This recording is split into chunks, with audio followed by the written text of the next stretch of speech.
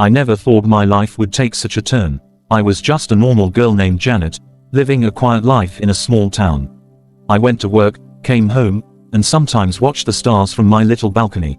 Life was simple, maybe too simple. I never believed in danger until it found me. It happened on a cold Tuesday night in November. The streets were empty, silent like a grave. I was walking home from my part-time job at the bookstore, holding my coat tight around my body. That was when I felt it, someone behind me. Before I could scream, a strong hand covered my mouth, and everything went dark. When I opened my eyes, I was in a small wooden cabin. No windows, only one door, and thick ropes tied around my hands.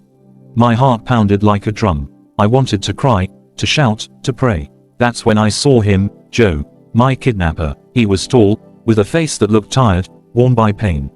His eyes were dark and quiet. He didn't speak much, only gave me food and water. I hated him, I feared him, I wanted him gone, but something in his eyes whispered a secret, something deeper than cruelty. The days passed slowly, like drops of water falling on stone. I couldn't tell if it was morning or night. Joe kept me locked inside but never hurt me. He brought me books to read, old clothes to wear, and warm soup to eat. He never smiled, he never touched me, he only watched. One night, I asked him, why me? My voice cracked from silence. He looked away. I didn't mean to, I just needed someone to see me. It made no sense, but there was pain in his voice, the kind that comes from years of loneliness. Still, I wanted to go home. I miss my mother, my cat, the sound of my name spoken with love. But strangely, the cabin became quieter, softer. I stopped screaming. I stopped crying. I listened to the silence. And in that silence, I began to hear his heart. One cold evening, Joe sat beside me, closer than usual. He didn't tie me up anymore. I could have run, but I didn't. Something inside me told me to stay. He began to speak, slowly, like each word was made of stone. My mom used to sing to me, he said.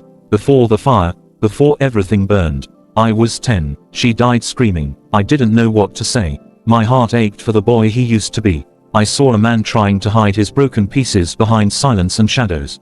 He wasn't a monster. He was a wounded soul. I never had love again, he whispered. Until you. I looked at him. His face was tired, but not evil. And in that moment, I felt a tear slide down my cheek, not for me, but for him. We talked more after that night. About the stars, about books, about dreams. Joe had a soft voice when he spoke of the sea. He wanted to see it someday. I began to see him not just as a kidnapper, but as a human. And I hated myself for it. How could I feel something for the man who took me? How could my heart beat faster when he brushed my hand by accident? Love wasn't supposed to look like this, but it grew, silent and slow, like ivy on an old wall. One day, I told him, you don't have to keep me here. He looked into my eyes, broken. If I let you go, you'll never come back. He was right. I should have left, but I didn't. He gave me a choice. One night, he opened the door and handed me a map. You can go, he said. I won't stop you. The world outside called to me, freedom, family, safety. But as I stood at the door, something inside me cracked. I turned and looked at him. He wasn't crying, but his eyes screamed. Why did you take me, Joe? I asked one last time. He swallowed hard. Because I was drowning, and I thought if someone saw me, I could breathe again. It wasn't an excuse, but it was the truth. And that night, I closed the door. Not because I was weak, not because I was broken, but because love sometimes grows in the wrong places, and still, it is love. We lived in that cabin for 6 months after that. It was wrong. I knew it, but it felt like a dream wrapped in sadness. Joe was gentle. He made me laugh. He painted the walls blue because I said it reminded me of the sky. And at night, we held each other like the world outside didn't exist. But it did, and it came knocking. One morning, I woke up to police sirens. They had found us. Someone had seen me walking in the woods. They stormed the cabin. Joe didn't run. He just held my hand and said, "It's okay." I screamed as they took him.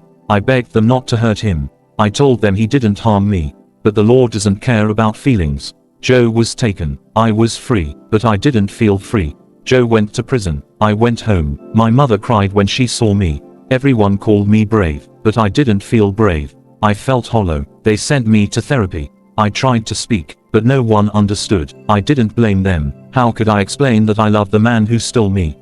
Then one day, I got a letter from Joe. It said only one thing. Greater than, I hope you see the sea someday. And when you do, think of me. I cried for hours. Time passed. The world moved on. People forgot. But I remembered everything. The cabin, the silence, the cold soup, the way he said my name like it was fragile. I visited him once. Only once. He looked thinner, but his eyes were the same.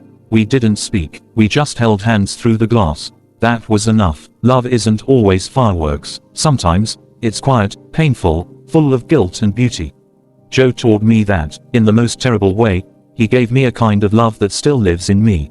Some would call it wrong. Maybe it is, but in that darkness, we found a strange light. A reflection of love, a life of sacrifice, the deep cuts of pain, and the power of an embrace. Years later, I went to the sea. The waves crashed like wild hearts. The wind sang soft songs. And I stood there, alone, thinking of a man who loved me the only way he knew how.